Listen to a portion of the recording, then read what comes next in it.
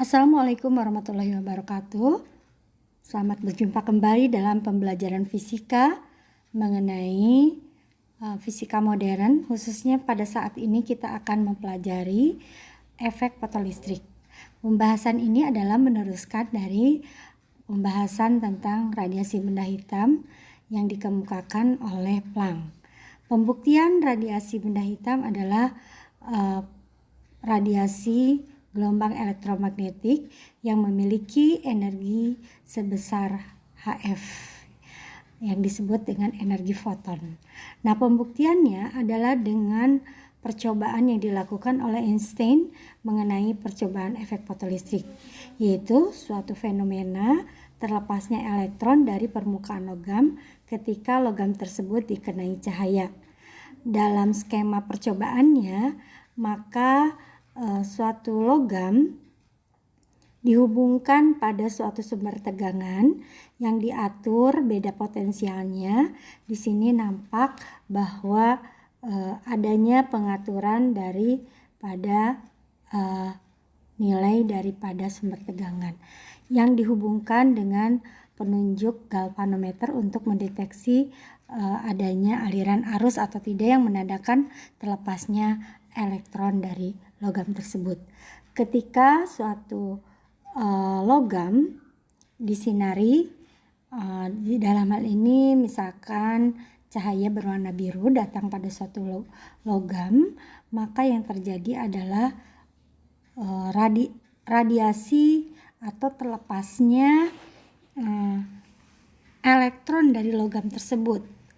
Nah, dalam hal ini terlihat dari jarum galvanometer yang menyimpang, menunjukkan adanya arus listrik ya di dalam rangkaian tersebut. Nah, bagaimana untuk cahaya merah? Nah, untuk cahaya merah, maka yang terjadi arus listrik tidak mengalir atau terbaca di pengukuran arus listrik. Jadi masih pada titik 0 jarum galvanometer. Nah, mengindikasikan ketika jarum galvanometer menyimpang menunjukkan adanya aliran arus, dan aliran arus ini menandakan adanya perpindahan partikel. Perpindahan partikel tentu saja yang mudah bergerak dalam suatu atom adalah elektron, sehingga dalam hal ini adanya energi kinetik dari suatu elektron. Nah, energi kinetik elektron ini besarnya tergantung potensial ambang, yaitu potensial penghenti yang bernilai V0 dan muatan elektron itu sendiri. Ini dirumuskan dengan EK sama dengan E kali V0, atau EK adalah selisih antara energi foton, yaitu energi cahaya yang mengenai logam, dikurangi dengan energi ambang atau fungsi kerja dari logam itu sendiri. Contoh soal, suatu logam memiliki fungsi kerja 2 elektron volt, disinari cahaya dengan panjang gelombang 200 nanometer. Berapa besarkah energi kinetik elektron yang terlepas? Dengan tetapan konstanta Planck H 6,6 kali 10 pangkat minus 34 joule/sekon dan C sama dengan 3 kali 10 pangkat 8 meter per sekon. Nah, langkah pertama adalah kita konversi dari elektron volt ke dalam joule, yaitu dengan mengalihkan 1,6 kali 10 pangkat min 19 dikali 2 menjadi 3,2 kali 10 pangkat min 19 joule. Dan nilai lambdanya dari 200 nanometer kita ubah ke dalam meter, yaitu menjadi 2 kali 10 pangkat min 7. Untuk menghitung energi kinetik adalah selisih dari energi foton dikurangi energi ambang, sehingga diperoleh energi kinetiknya adalah Hc per lambda dikurangi W. Dengan nilai kita inputkan nilai H, C, dan lambdanya menjadi Hc per lambda untuk energi fotonnya, dan W adalah untuk energi ambangnya, sehingga diperoleh energi kinetik sebesar 6,7 kali 10 pangkat minus 19 joule. Berikutnya, percobaan untuk pembuktian dari teori Planck ini dilakukan oleh Compton dengan percobaan efek Compton. Perbedaannya dalam percobaan efek Compton, suatu sinar yang dipancarkan pada suatu logam menyebabkan dua hamburan. Yang pertama adalah hamburan dari elektron dan yang kedua adalah hamburan dari spektrum yang nilainya sama dengan HF aksen.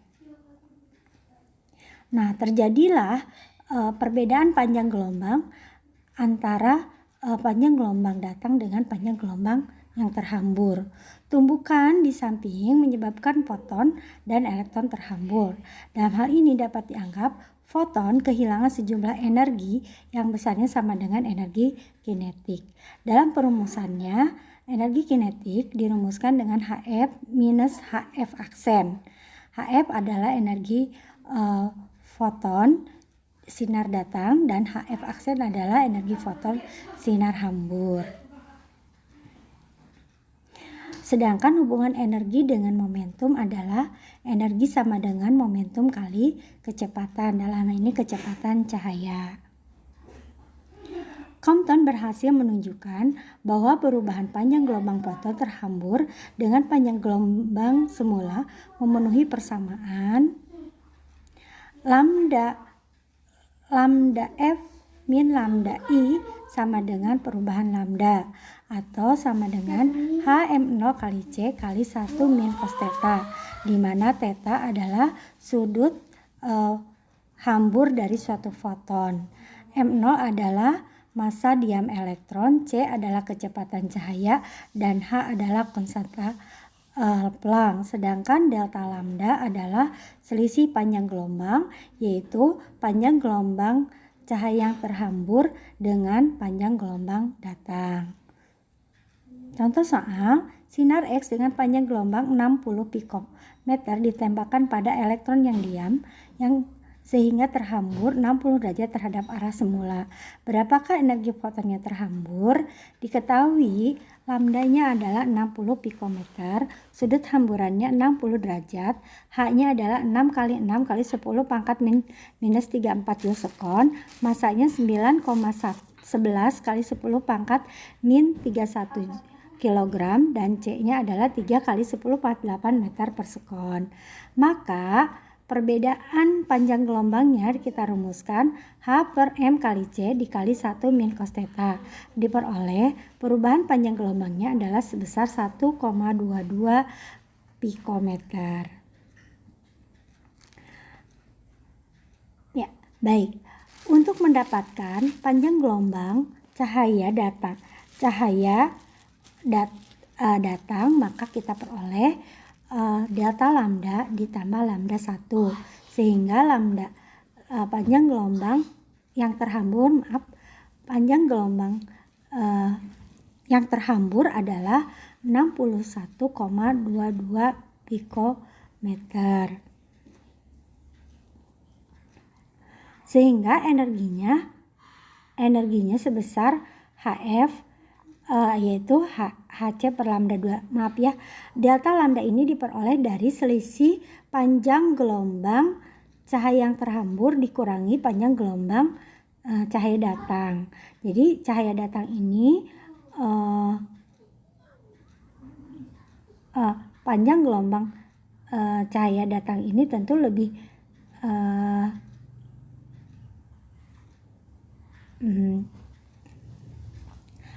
ini ada kekeliruan.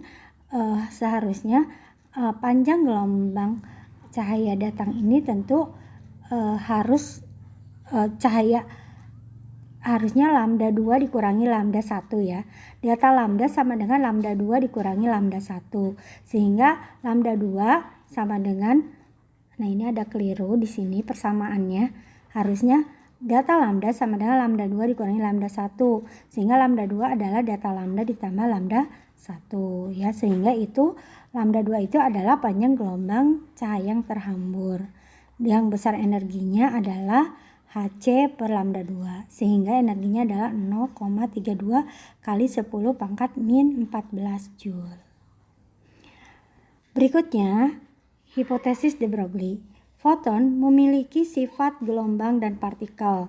Mungkin seluruh materi memiliki sifat gelombang dan partikel. Panjang gelombang de Broglie untuk partikel dituliskan lambda sama dengan H per momentum atau H per massa kali kecepatan, di mana lambda adalah panjang gelombang de Broglie. Karena sifat dari cahaya ini memiliki dua isme, yaitu memiliki sifat sebagai partikel dan dia juga memiliki sifat sebagai gelombang. Nah, sifat gelombangnya inilah yang kita hitung nilai panjang gelombangnya, dan sifat partikelnya itu karena dia memiliki momentum. Contoh soalnya, misalkan sebuah elektron dipercepat pada akselerator yang menggunakan tegangan 10 giga elektron volt. Berapakah panjang gelombang elektron pada alat pemercepat tersebut? Kita hitung dulu. Massa elektron sudah diketahui 9,11 kali 10 pangkat min 31 kg. Muatan elektron 1,6 kali 10 pangkat min 19.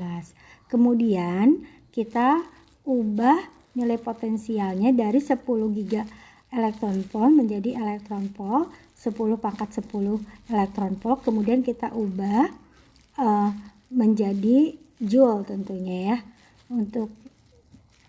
Untuk diperoleh nilai joule-nya tinggal dikali 1,6 kali 10 pangkat min 19. Nah, berikutnya untuk menghitung energi kinetik, kita ketahui bahwa rumus energi kinetik adalah setengah mv kuadrat, atau kita ubah persamaan menjadi 2 kali massa kali energi kinetik, 2 kali energi kinetik dikali massa kali energi kinetik sama dengan momentum kuadrat. Nah, kita dapatkan nilai lambda yaitu dengan perumusan H kali M kali V, di mana M adalah massa daripada elektron, dan E adalah muatan elektron, dan V-nya adalah untuk mengubah elektron volt menjadi joule ya, sehingga diperoleh nilai lambdanya adalah 1,22 kali 10 pangkat min 14. Nah, berikutnya kalian coba ya di rumah bagaimana menentukan energi foton yang panjang gelombangnya 6000 angstrom. Nanti kalian juga coba untuk menghitung energi kinetik ya dari suatu logam kalium yang dikenai oleh berkas cahaya sebesar 5000 angstrom dengan beda potensial sebesar 2 elektron volt ya untuk energi ambangnya. Nah, berikutnya soal yang nomor 3, kalian coba juga ya di rumah.